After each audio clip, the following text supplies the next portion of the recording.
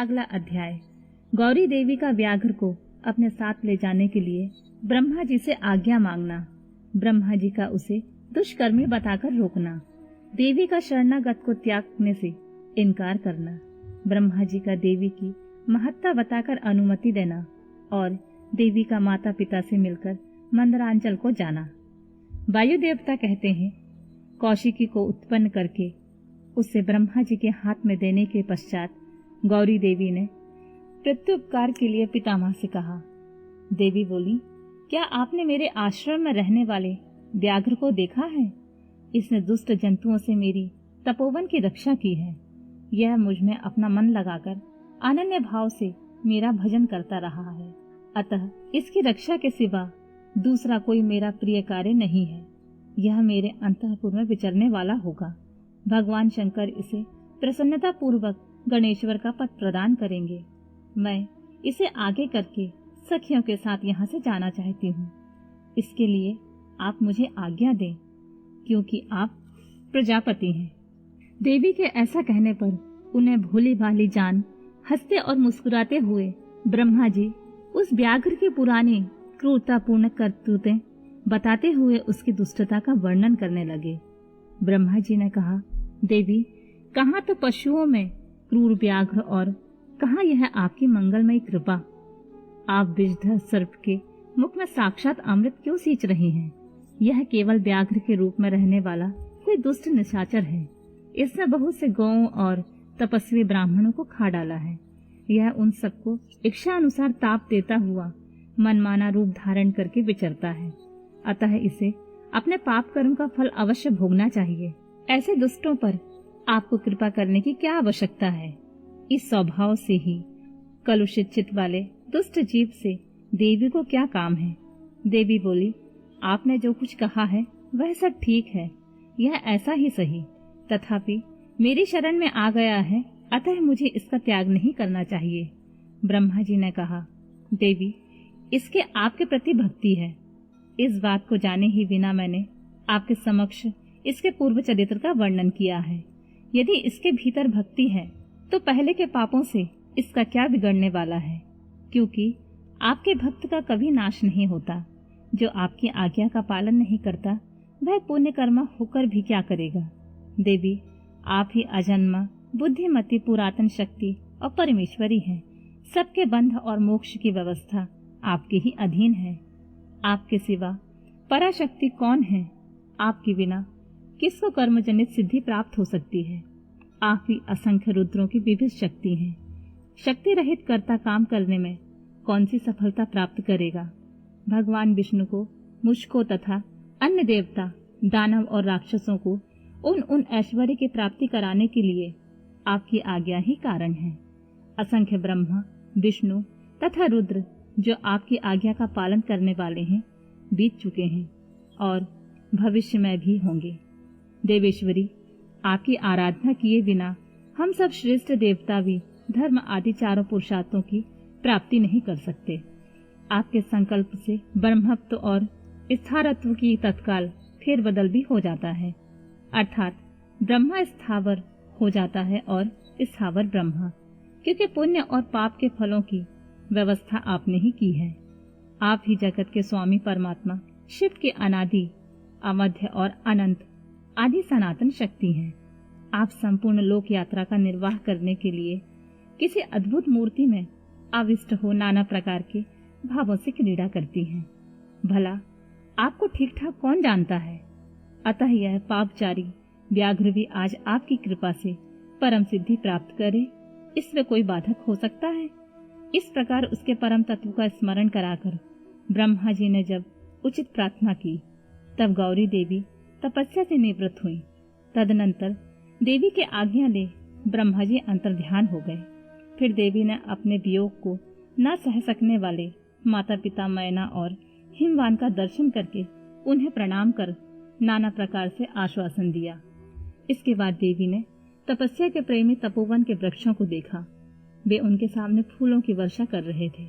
ऐसा जान पड़ता था मानो उनसे होने वाले वियोग के शोक से पीड़ित हो वे आंसू बरसा रहे हों। अपनी शाखाओं पर बैठे हुए विहंगमों के कलरवों से ब्याज से मानो वे व्याकुलता पूर्वक नाना प्रकार से दीनतापूर्ण विलाप कर रहे थे। तदनंतर पति के दर्शन के लिए उतावली हो उस व्याघ्र को औरस पुत्र की भांति स्नेह से आगे करके सखियों से बातचीत करती और देह की दिव्य प्रभा से 10 दिशाओं को उद्दीप्त करती हुई गौरी देवी मंदरांचल की ओर चली गईं, जहाँ संपूर्ण जगत के आधार, सृष्टा, पालक और संहारक पतिदेव महेश्वर विराजमान थे। अगला अध्याय। मंदरांचल पर गौरी देवी का स्वागत। महादेव जी के द्वारा उनके और अपने उत्कृष्ट स्वरूप का अविच्छेद्य संबंध पर प्रकाश तथा देवी के साथ आए हुए व्याघ्र को उनका गणाध्यक्ष बनाकर अंतःपुर के द्वार पर सोमनंदी नाम से प्रतिष्ठित करना। ऋषियों ने पूछा, अपने शरीर को दिव्य गौण वर्ण से युक्त बनाकर गिरिराज कुमारी देवी पार्वती ने जब मंदरांचल प्रदेश में प्रवेश किया तब वे अपने पति से किस प्रकार मिली? प्रवेश काल में उनके भवन द्वार पर रहने वाले गणेश्वरों ने क्या किया तथा महादेव जी ने उन्हें देखकर उस समय उनके साथ कैसा बर्ताव किया? वायु देवता ने कहा, जिस प्रेम गर्भित रस के द्वारा अनुरागी पुरुष के मन का हरण हो जाता है, उस परम रस का ठीक ठाक वर्णन करना असंभव है। द्वारपाल बड़ी उतावली से उनकी राह देख रहे थे। उनके साथ ही महादेव जी भी देवी के आगमन के लिए उत्सुक थे। जब वे भवन में प्रवेश करने लगी तब शंकित हो उन प्रेम जनित भावों से वे उनकी ओर देखने लगे। देवी भी उनकी ओर उन्हीं भावों से देख रही थी। उस समय उस भवन में रहने वाले श्रेष्ठ पार्षदों ने देवी की वंदना की। फिर देवी ने विनय युक्त वाणी द्वारा भगवान त्रिलोचन को प्रणाम किया। वे प्रणाम करके अभी उठने ही नहीं पाई थीं कि परमेश्वर ने उन्हें दोनों हाथों से पकड़कर बड़े आनंद के साथ हृदय से लगा लिया। फिर मुस्कुराते हुए वे एकटक नेत्रों से उनके मुख चंद्र की सुधा का पान करने लगे। फिर उनसे बातचीत करने के लिए उन्होंने पहले अपनी ओर से वार्ता आरंभ की। देवादिदेव महादेव जी बोले, सर्वांग सुंदरी प्रिय, क्या तुम्हारी यह मनोदशा दूर हो गई जिसके रहते तुम्हारे क्रोध के कारण मुझे अनुनय विनय का कोई भी उपाय नहीं सूझता था? यदि साधारण लोगों की भांति हम दोनों ने भी एक दूसरे के अप्रिय का कारण विद्यमान है, तब तो इस जगत का नाश ही समझना चाहिए। मैं अग्नि के मस्तक पर स्थित हूँ और तुम सोम के। हम दोनों से ही यह अग्नि सोमात्मक जगत प्रतिष्ठित है। जगत के हित के लिए स्वेच्छा से शरीर धारण करके विचरने वाले हम दोनों के वियोग में यह जगत निराधार हो जाएगा। इसमें शास्त्र और युक्ति से निश्चित किया हुआ दूसरा हेतु भी है। यह स्थावर जंगम रूप जगत वाणी और अर्थमय ही है। तुम साक्षात वाणीमय अमृत हो और मैं अर्थमय परम उत्तम अमृत हूँ। ये दोनों अमृत एक दूसरे से विलग कैसे हो सकते हैं? तुम मेरे स्वरूप का बोध कराने वाली विद्या हो और मैं तुम्हारे दिए हुए विश्वासपूर्ण बोध से जानने योग्य परमात्मा हूँ। हम दोनों क्रमशः विद्यात्मा और वेदात्मा हैं। फिर हमसे वियोग होना कैसे संभव है? मैं अपने प्रयत्न से जगत की सृष्टि और संहार नहीं करता। एकमात्र आज्ञा से ही सबकी सृष्टि और संहार उपलब्ध होते हैं। वह अत्यंत गौरवपूर्ण आज्ञा तुम ही हो। ऐश्वर्य का एकमात्र सार आज्ञा है, क्योंकि वही स्वतंत्रता का लक्षण है। आज्ञा से वियुक्त होने पर मेरा ऐश्वर्य कैसा होगा? हम लोगों का एक दूसरे से विलग होकर रहना कभी संभव नहीं है। देवताओं के कार्य की सिद्धि के उद्देश्य से ही मैंने उस समय उस दिन लीला पूर्वक व्यंग वचन कहा था। तुम्हें भी तो यह बात अज्ञात नहीं थी, फिर तुम कुपित कैसे हो गईं? अतः यही कहना पड़ता है कि तुमने मुझ पर भी जो क्रोध किया था वह त्रिलोकी की रक्षा के लिए ही था, क्योंकि तुम में ऐसी कोई बात नहीं है जो जगत के प्राणियों का अनर्थ करने वाली हो। इस प्रकार प्रिय वचन बोलने वाले साक्षात परमेश्वर शिव के प्रति श्रृंगार रस के सारभूत भावों को प्राकृतिक जन्मभूमि देवी पार्वती अपने पति से कही हुई यह मनोहर बात सुनकर इसे सत्य जानकर मुस्कुराकर रह गईं। लज्जावश कोई उत्तर न दे सकी, केवल कौशिकी के यश का वर्णन छोड़कर, और उन्होंने कुछ नहीं कहा। देवी ने कौशिकी के विषय में जो कुछ कहा उसका वर्णन करता हूँ। देवी बोली, भगवान, मैंने जिस कौशिकी की सृष्टि की है उसे क्या आपने नहीं देखा है? वैसी कन्या ना तो इस लोक में हुई है ना होगी। यूं कहकर देवी ने उसे विंध्य पर्वत पर निवास करने के लिए तथा सम्रांगण में शुंभ और निशुंभ का वध करके उन पर विजय पाने का प्रसंग सुनाकर उसके बल पराक्रम का वर्णन किया।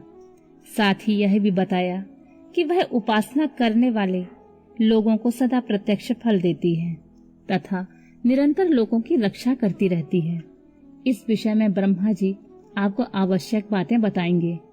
उस समय इस प्रकार की बातचीत करती हुई देवी की आज्ञा से ही एक सखी ने उस व्याघ्र को लाकर उनके सामने खड़ा कर दिया। उसे देखकर देवी कहने लगी, देव, यह व्याघ्र मैं आपके लिए भेंट में लाई हूँ। आप इसे देखिए। इसके समान मेरा उपासक दूसरा कोई नहीं है। इसने दुष्ट जंतुओं के समूह से मेरे तपोवन की रक्षा की थी। यह मेरा अत्यंत भक्त है और अपने रक्षणात्मक कार्य से मेरा विश्वास पात्र बन गया है। मेरी प्रसन्नता के लिए यह अपना देश छोड़कर यहाँ आ गया है। महेश्वर, यदि मेरे आने से आपको प्रसन्नता हुई है और यदि आप मुझ पर अत्यंत प्रेम करते हैं तो मैं चाहती हूँ कि यह नंदी की आज्ञा से मेरे अंतःपुर के द्वार पर अन्य रक्षकों के साथ उन्हीं के चिन्ह धारण करके सदा स्थित रहे। वायुदेव कहते हैं, देवी के इस मधुर वचन और अंततोगत्वा प्रेम बढ़ाने वाले शुभ वचन को सुनकर महादेव जी ने कहा, मैं बहुत प्रसन्न हूँ। फिर तो वह व्याघ्र उसी क्षण लचकती हुई स्वर्ण जटित वैद की छड़ी, रत्नों से जड़ित विचित्र कवच, सर्प किसी आकृति वाली छुरी तथा रक्ष कोचित वेश धारण किए गणाध्यक्ष के पद पर प्रतिष्ठित दिखाई दिया। उसने उमा सहित महादेव और नंदी को आनंदित किया था, इसलिए सोम नंदी नाम से विख्यात हुआ। इस प्रकार देवी का प्रिय कार्य करके चंद्राग भूषण महादेव जी ने उन्हें रत्न भूषित दिव्य आभूषणों से भूषित किया। चंद्रभूषण भगवान शिव ने सर्व मनोहारिणी गिरिराज कुमारी गौरी देवी को पलंग पर बिठाकर उस समय सुंदर अलंकारों से स्वयं ही उनका श्रृंगार किया। अगला अध्याय अग्नि और सोम के स्वरूप का विवेचन तथा जगत की अग्निशोमात्मकता का प्रतिपादन। ऋषियों ने पूछा, प्रभु, पार्वती देवी का समाधान करते हुए महादेव जी ने यह बात क्यों कही कि संपूर्ण विश्व अग्निशोमात्मक एवं वाग धर्मात्मक है। ऐश्वर्य का सार एकमात्र आज्ञा ही है और वह आज्ञा तुम हो। अतः इस विषय में हम क्रमशः यथार्थ बातें सुनना चाहते हैं। वायुदेव बोले, महर्षियों, रुद्रदेव का जो घोर तेजोमय शरीर है उसे अग्नि कहते हैं और अमृतमय सोम शक्ति का स्वरूप है, क्योंकि शक्ति का शरीर शांति कारक है। जो अमृत है वह प्रतिष्ठा नामक कला है और जो तेज है वह साक्षात विद्या नामक कला है। संपूर्ण सूक्ष्म भूतों में वे ही दोनों रस और तेज है। तेज की वृत्ति दो प्रकार की है, एक सूर्य रूपा और दूसरी अग्नि रूपा। इसी तरह रस वृत्ति भी दो प्रकार की होती है, एक सोम रूपणी और दूसरी जल रूपणी। तेज विद्युत आदि के रूप में उपलब्ध होता है तथा रस मधुर आदि के रूप में। तेज और रस के भेदों ने ही इस चराचर जगत को धारण कर रखा है। अग्नि से अमृत की उत्पत्ति होती है और अमृत स्वरूप घी से अग्नि की वृद्धि होती है। अतएव अग्नि और सोम को दी हुई आहुति जगत के लिए हितकारक होती है। शस्य संपत्ति भविष्य का उत्पादन करती है, वर्षा शस्य को बढ़ाती है। इस प्रकार वर्षा से ही भविष्य का प्रादुर्भाव होता है, जिससे यह अग्निशोमात्मक जगत टिका हुआ है। अग्नि वहां तक ऊपर को प्रज्वलित करता है जहां तक सोम संबंधी परम अमृत विद्यमान है, और जहां तक अग्नि का स्थान है वहां तक सोम संबंधी अमृत नीचे को झरता है। इसलिए कालाग्नि नीचे है और शक्ति ऊपर। जहां तक अग्नि है उसकी गति ऊपर की ओर है और जो जल का प्रलावन है उसकी गति नीचे की ओर है।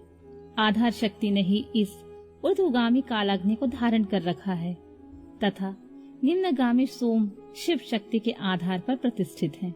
शिव ऊपर है और शक्ति नीचे तथा शक्ति ऊपर है और शिव नीचे। इस प्रकार शिव और शक्ति ने यह सब कुछ व्याप्त कर रखा है। बारंबार अग्नि द्वारा जलाया हुआ जगत भस्मसात हो जाता है।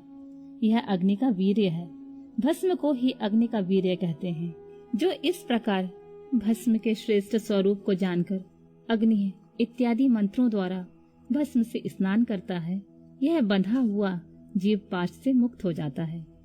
अग्नि के वीर्य रूप भस्म को सोम ने आयोग युति के द्वारा फिर अप्रलावित किया, इसलिए यह प्रकृति के अधिकार में चला गया। यदि योग युक्ति से शाक्त अमृत वर्षा के द्वारा उस भस्म का सब और अप्रलावन हो तो वह प्रकृति के अधिकारों को निवृत्त कर देता है। अतः इस तरह का अमृत प्रलावन सदा मृत्यु पर विजय पाने के लिए ही होता है। शिवाग्नि के साथ शिव संबंधी अमृत का स्पर्श होने पर जिसने अमृत का प्रलावन प्राप्त कर लिया, उसकी मृत्यु कैसे हो सकती है? जो अग्नि के इस गुहा स्वरूप को तथा पूर्वोक्त अमृत प्रलावन को ठीक ठीक जानता है, वह अग्निशोमात्मक जगत को त्याग कर फिर यहाँ जन्म नहीं लेता। जो शिवाग्नि में शरीर को दग करके शक्ति स्वरूप सोमामृत से योग मार्ग के द्वारा इसे अप्रलावित करता है, वह अमृत स्वरूप हो जाता है। इसी अभिप्राय को हृदय में धारण करके महादेव जी ने इस संपूर्ण जगत को अग्नि शोमात्मक कहा था। उनका कथन सर्वथा उचित है।